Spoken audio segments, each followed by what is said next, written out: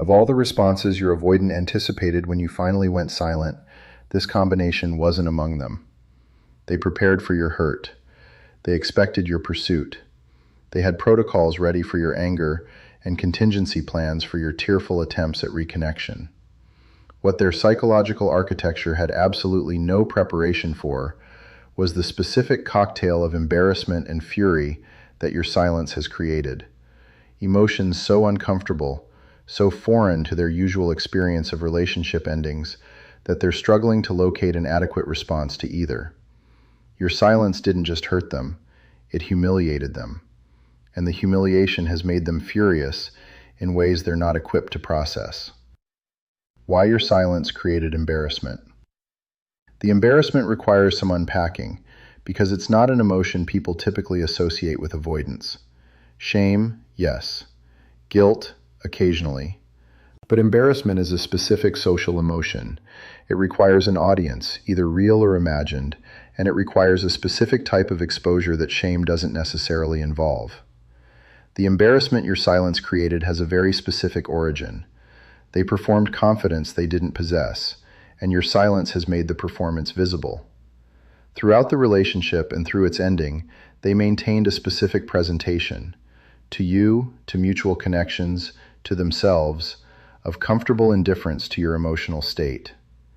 The impression they cultivated was of someone who had the emotional weather well under control, someone who knew what they were doing, someone whose distance was chosen wisdom rather than defended fear. Your continued availability confirmed this presentation. When you were reaching, trying, caring, investing, their performance of indifference had an audience that didn't challenge it. Your investment was evidence that they were the desired party. Your effort was confirmation that their management of the dynamic was working as intended. When you went silent, the performance continued for a while on momentum. They told themselves and allowed others to perceive that they were fine, that this was exactly what they'd wanted, that your departure confirmed their assessment of the relationship's limitations. The performance was well practiced and initially convincing. Then the silence continued, and continued. And the performance started running into the specific problem that performances run into when they're not supported by the reality they claim to represent. The gap between the presentation and the actual experience became increasingly difficult to maintain without visible effort. The people around them started noticing the effort. The frequency with which they referenced you in unrelated conversations. The specific quality of their attention when your name came up. The particular reaction they had to information about your well-being. The embarrassing evidence that they were checking on you through various indirect channels, despite the performance of indifferent acceptance. The embarrassment is the specific social pain of having been seen through a performance you were committed to, by an audience you cared about, at a moment when the performance's failure is impossible to deny. They presented themselves as the one who was fine. They're not fine. Your silence made this visible. And being exposed as less than fine about someone they implied was fine to lose is specifically embarrassing in ways that activate their ego's emergency response systems. The specific humiliation of being outlasted. There's a particular dimension of the embarrassment that deserves its own examination because it's doing the most work in generating the fury that accompanies it. They expected to outlast you. This expectation was foundational to their entire management of the relationship and its ending. Their defensive architecture is built on the premise that they can sustain emotional distance longer and more comfortably than the people who love them can sustain the discomfort of that distance. They've been right about this across their entire relational history. Previous people who loved them eventually broke their silence, eventually pursued, eventually demonstrated through their behavior that the avoidant had outlasted them. You didn't break. You didn't pursue. You didn't demonstrate through your behavior that their emotional endurance exceeded yours. You outlasted them. Or more precisely, you weren't playing the endurance game at all, which is a completely different and more humiliating outcome than simply losing it. The humiliation of being outlasted by someone you expected to outlast operates at the precise level where their ego was most invested. Their comfortable superiority narrative, the one that maintained their sense of themselves as the psychologically evolved party who needed less and therefore held the power, required your eventual capitulation to remain credible. Your silence's continuation without the capitulation has rendered the narrative incoherent. This specific humiliation is the source of some of the fury, because fury is what their system generates when the ego's foundational narratives encounter comprehensive refutation. They can't update the narrative quietly. The update is too significant. It requires too complete a revision of how they understand themselves in relationship dynamics, to be processed without generating significant emotional intensity. The embarrassment of being outlasted is compounded by the specific public dimension that social media and mutual connections create. They know or strongly suspect that others have observed enough to understand the actual situation, that the person performing comfort with the ending is not actually comfortable with the ending, that the silence they were supposed to be producing has instead been produced by you. This social visibility of the performance's failure is specifically humiliating. Why your silence made them furious. The fury is the emotion that surprises people most when they first encounter it, either in understanding what their silence has produced or in directly experiencing the avoidant's furious response to their maintained silence. The natural assumption is that someone who claimed to be fine with distance and endings should respond to silence with the equanimity they performed. The fury seems contradictory. The fury isn't contradictory. It's the direct expression of multiple simultaneous ego threats that their system is generating maximum defensive response to. The first source of fury is the specific discovery that their control over the relationship dynamic was never as complete as they believed. Avoidants maintain psychological stability through the sense of being in control of their emotional exposure. They manage when intimacy increases, they manage when distance is needed, they manage the relationship's temperature through their strategic availability and unavailability. Your silence revealed that this control was always partially dependent on your participation in the dynamic they were managing. Remove your participation and the control vanishes. The fury at losing control is disproportionate to outside observers because the control wasn't just about the relationship. It was about their fundamental sense of psychological safety. Their system experiences the loss of this control as existential threat, not as relationship inconvenience. The fury is the ego's emergency response to what it's registering as existential threat. The second source of fury is the specific anger of someone who realizes they were miscalibrated. They read you inaccurately. They assessed your capacity for genuine closure, your genuine self-worth, your genuine ability to move forward, and they were wrong about all of it. Avoidants whose perceptive capacity is one of their primary sources of ego investment feel this miscalibration intensely. Being wrong about people in ways that produce significant consequences to themselves is both practically costly and specifically ego-threatening to someone whose psychological superiority depended on reading situations more accurately than others. The fury contains genuine anger at themselves that cannot be acknowledged as such, and therefore converts into anger directed outward. They can't sit comfortably with the recognition that their misreading of you produced consequences this significant. That recognition requires the exact emotional processing their system is built to prevent. So the anger at themselves, at their own failure of perception, their own failure of appreciation, their own pattern-driven destruction of something they valued, routes outward and becomes fury directed at you for having the audacity to behave in ways their accurate assessment would have predicted if it had been accurate. The third source of fury is the powerlessness. They have no available move.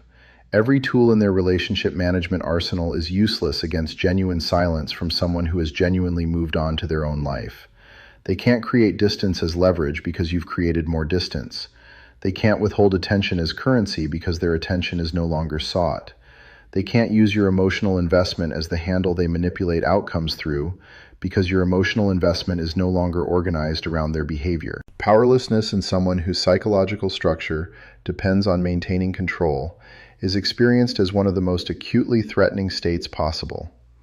The fury is the expression of a system encountering absolute powerlessness and having no adequate response available other than generating maximum emotional intensity in the hope that intensity will somehow restore the control that's been lost. The specific trigger, you not seeking explanation. Among the specific elements of your silence that generated the most acute embarrassment and fury, one stands above the others. You didn't seek explanation.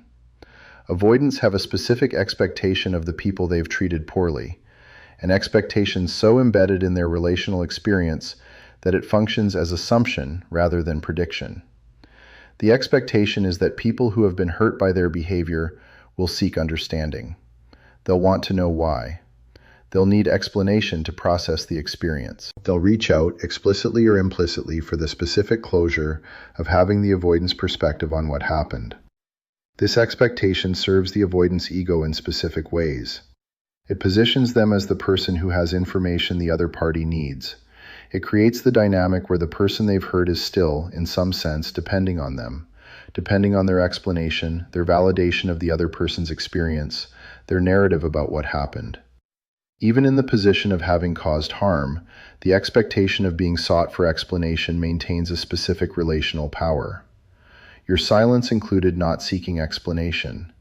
You didn't reach out for closure, didn't ask why things happened the way they didn't create any opening through which they could position themselves as the person whose perspective you needed to process your experience. This is specifically embarrassing because it implies that your processing of the experience doesn't require their participation. That you were able to make sense of what happened, reach your own conclusions, and move forward without needing their narrative about it. That their perspective on what happened between you is not necessary for your healing. And it's specifically fury-generating because the expectation that you'd need their explanation, that you'd eventually reach out seeking it, was one of the things they were waiting for. They were ready to explain. They had narratives prepared, partial accountability to offer, reframing of events to provide. Your not seeking any of this left them with their prepared explanation and no invitation to deliver it, which is a specific form of being rendered irrelevant that their ego cannot absorb comfortably. What they're telling people. One of the more revealing signs that your silence has created genuine embarrassment and fury is observable in what they're telling people about the situation, specifically in the gap between their stated position and their evident emotional state.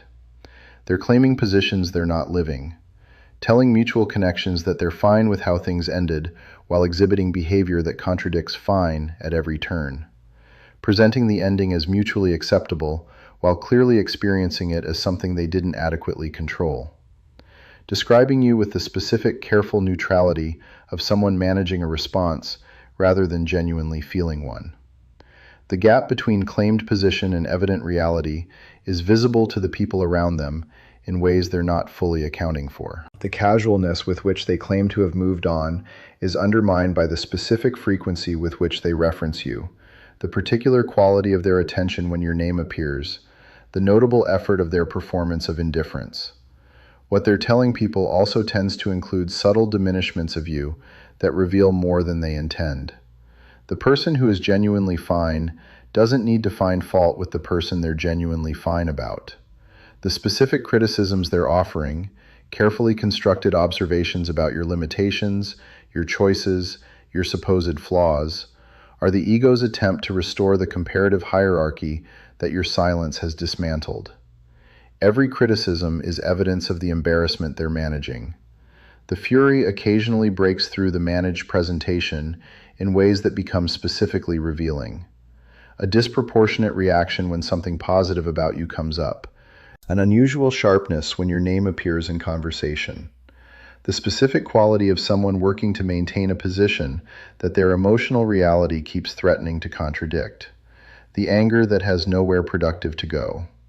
One of the most psychologically uncomfortable aspects of the situation your silence has created for them is that the anger it generated has no adequate outlet. Anger typically requires a target, an action, a direction. Their fury at your silence is directionally confused in ways that compound its discomfort. They can't be legitimately angry at you for having done what any person with genuine self-respect would do. The awareness that your silence was the appropriate response to how they treated you, an awareness that runs beneath their fury, even when the fury is at maximum intensity, means the anger cannot be fully justified to themselves, let alone to others. They can't express the anger directly without revealing the extent of their investment in you, which would comprehensively undermine the performance of fine they've been maintaining. Getting visibly angry at someone who went silent would require acknowledging that the silence matters, which would require acknowledging the investment the silence threatened, which would require acknowledging everything their performance was designed to obscure. They can't process it through the actions they'd normally use to restore their sense of control. Reaching out with the energy of someone who needs to resolve the situation would reveal the desperation beneath the performance.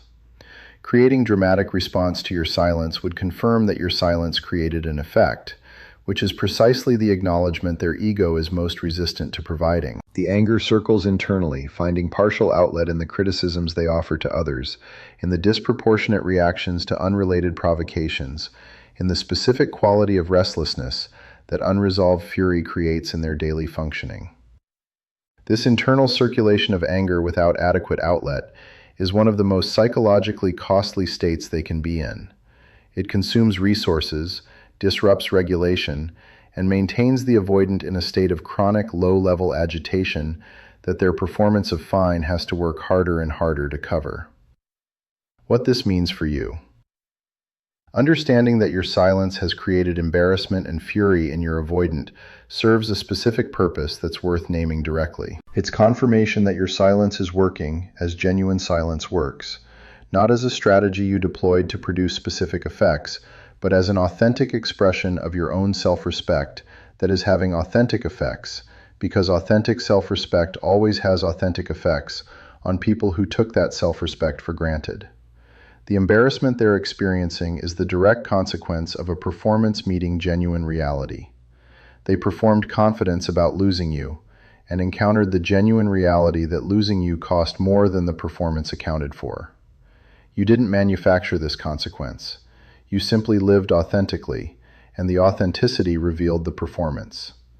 The fury they're experiencing is the direct consequence of their control meeting genuine freedom. They assumed control of the dynamic and encountered the genuine reality that control requires your participation, and your participation was never compelled. You didn't manufacture this consequence either. You simply chose yourself, and the choice revealed how much of their perceived control was dependent on your choosing them over yourself. Neither of these consequences requires you to do anything with them. They don't obligate you to respond, to offer comfort, to make the experience easier for someone whose current discomfort is the direct result of how they treated you. Understanding what your silence has created is information about the accuracy of your own choices, not instruction about what to do next. What you do next is yours to determine from the specific position your silence has created. The position of someone who honored their own self-worth completely enough to make it visible to someone who had been consistently underestimating it. The irony at the heart of everything. The deepest irony in what your silence has created is one worth sitting with because it reveals something important about avoidant psychology that all the analysis in the world sometimes fails to communicate as clearly as this specific situation demonstrates it. They wanted the distance. They created the distance. They maintained the distance. They insisted on the distance through every pattern, every withdrawal, every management strategy their system deployed throughout your relationship. And now that they genuinely have the distance, now that you've given them everything their behavior was demanding, they're embarrassed and furious about it. This is not contradiction. This is the precise expression of what avoidant psychology actually is at its core. A system that creates the conditions it can't tolerate, because the conditions it could tolerate require a vulnerability it can't yet access. They wanted distance from the overwhelming intensity of genuine love. They got it. And the genuine absence of the overwhelming love they were managing away from turns out to be more intolerable than the overwhelm was. They didn't know this until your silence demonstrated it. They couldn't have known it through any means other than this specific experience of their system getting exactly what it kept demanding, and discovering that what it was demanding was never what it actually needed. Your silence taught them something that nothing else in their relational history was positioned to teach. Not through intention, not through strategy, not through any design on your part. Through the simple, complete, authentic expression of choosing yourself, when staying stopped being something you could do without cost to your own integrity.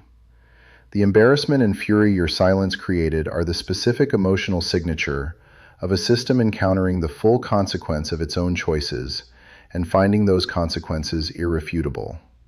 You didn't leave them with nothing, you left them with themselves.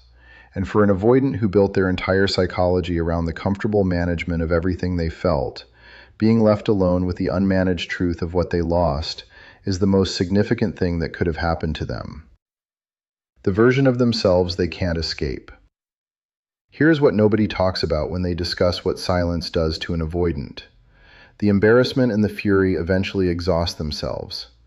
Emotions at that intensity cannot sustain indefinitely. They burn through the psychological resources required to maintain them and eventually settle into something quieter and more permanent.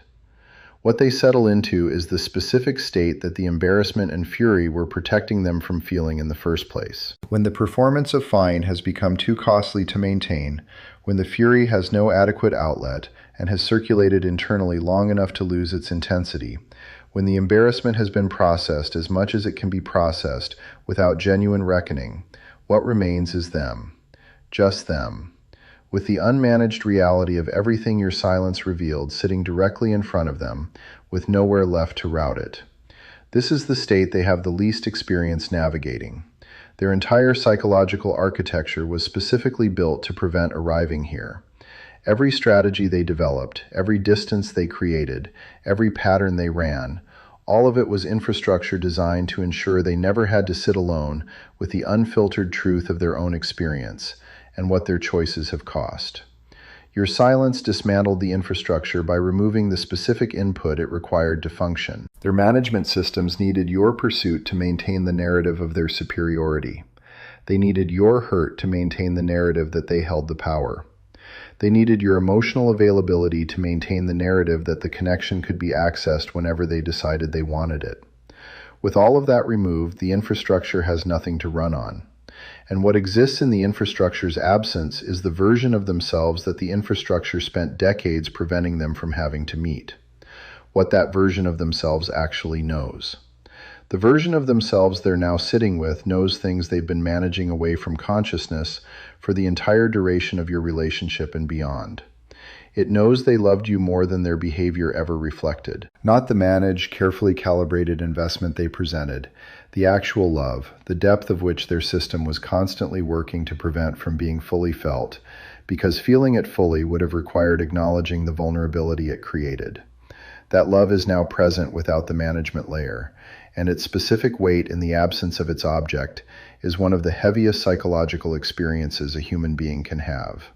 It knows their patterns cause genuine harm to a specific person who didn't deserve the harm. This knowledge was always available to them at an intellectual level. They could have described their patterns and their impact with clinical accuracy at any point during the relationship. But intellectual knowledge of harm and felt knowledge of harm are different things, and their system was specifically built to prevent the intellectual from becoming the felt. Your silence has removed that barrier. The harm isn't abstract anymore. It's present in the specific daily reality of your absence and what that absence is costing them. It knows they were afraid. The identity they maintained, the independent, invulnerable, emotionally evolved person who chose distance as wisdom rather than ran to it as protection, is no longer adequately convincing in the quiet that your silence has created. The fear that was always underneath the performance is now the most present thing in their psychological landscape, stripped of the management that kept it below the surface. And perhaps most uncomfortably, it knows they're not sure they can fix this. Their relationship with problems throughout their life has been the comfortable confidence that problems can be managed, handled, resolved through the application of sufficient intelligence and sufficient distance. This specific situation keeps resisting that confidence. They can't think their way out of having genuinely lost something. They can't create distance from the pain of distance they already created. They can't manage a situation whose current state is the direct result of all their previous managing. The fury at their own reflection. There's a specific late-stage development in what your silence creates that's worth understanding because it explains behavior that can seem confusing when it appears. At some point in the progression from embarrassment and fury to the quieter reckoning described above, There's a period where the fury turns inward before it completes its arc. The anger that was directed at you, at your silence, at your inexplicable refusal to behave as predicted, at your apparent comfort without them, eventually runs out of external justification and has to find its actual target. The actual target is themselves. The fury at themselves is more intense than the fury at you was, and it's more destabilizing, because it's specifically accurate in ways that the fury at you never fully was. You didn't do anything that genuine self-respect wouldn't do. They know this.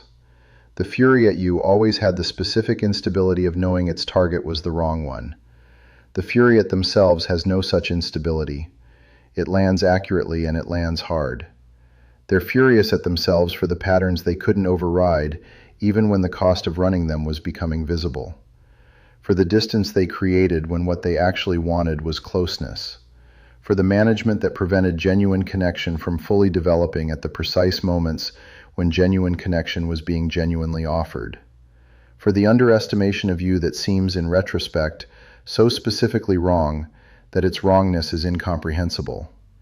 This self-directed fury is actually a significant psychological development, even though it's acutely uncomfortable to experience. It represents the movement from defensive anger to genuine accountability, from protecting the ego by finding external targets to the more honest and more costly work of sitting with the accurate assessment of their own role in creating the situation they're now in.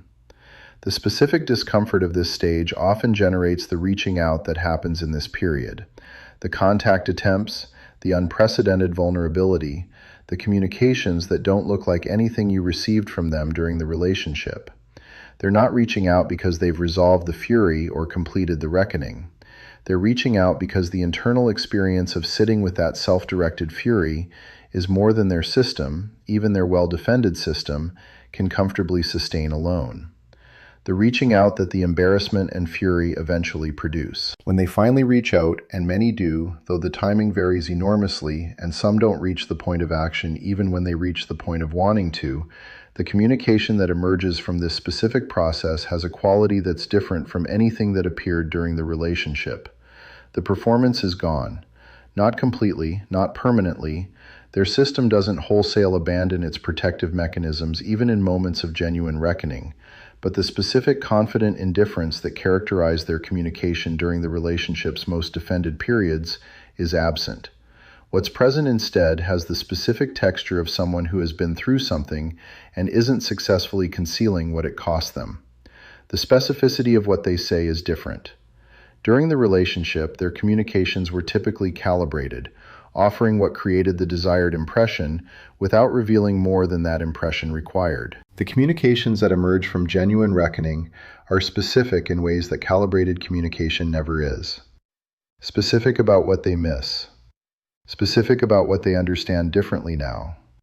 Specific about what your silence revealed that they weren't expecting it to reveal. The absence of positioning is different. Every communication during the relationship was positioned to some degree. To maintain their preferred relational standing, to manage your level of investment, to sustain the specific dynamic their system required.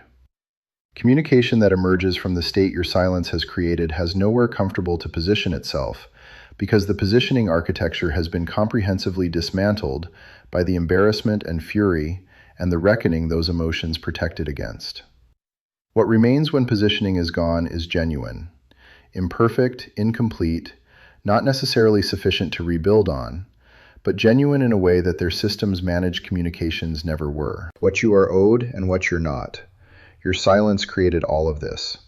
The embarrassment, the fury, the self-directed anger, the reaching out from a genuine place, all of it is the direct consequence of your authentic choice to stop accepting insufficient treatment and stop organizing your energy around someone who is consistently miscalibrating your worth. You're not owed their transformation as payment for what you endured. Transformation isn't a service they perform for your benefit in exchange for your patience. If it happens because your silence created the conditions their psychology required to initiate genuine change, and they engaged with those conditions honestly enough that something real developed from them. You're not owed their suffering as compensation for yours. The embarrassment and fury they've experienced isn't justice in any satisfying sense. It's just the natural consequence of miscalibration encountering reality. Their discomfort doesn't reduce yours retroactively or settle any account between you. What you are owed, what you gave yourself through the choice that created all of this, is the specific knowledge that your self-worth was real enough to act on when acting on it was hardest. That your silence wasn't the absence of something, it was the presence of something, the presence of you, choosing yourself, completely and without revision. That's what left them embarrassed and furious. Not a tactic, not a strategy, not a game played to produce this effect. Just you, refusing to be less than what you actually are. And the fact that this, simply you being completely yourself with complete self-respect, was the thing their entire psychological architecture had no preparation for, was the thing that dismantled their performance and ignited their fury, and eventually brought them to the most honest version of themselves they've inhabited in years, tells you everything you need to know about what you actually are and what they actually lost.